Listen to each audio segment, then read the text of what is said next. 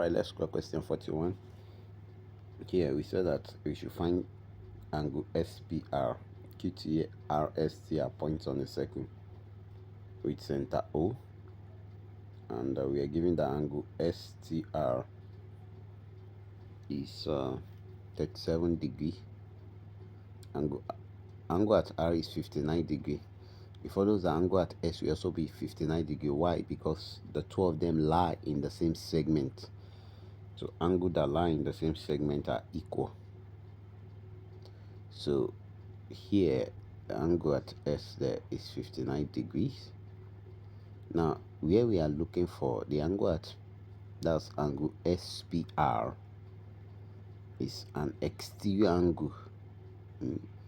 It's an exterior angle to the triangle that you have there, TPS triangle, TPS. That's an exterior angle to it, and we know that from our exterior theorem of triangle,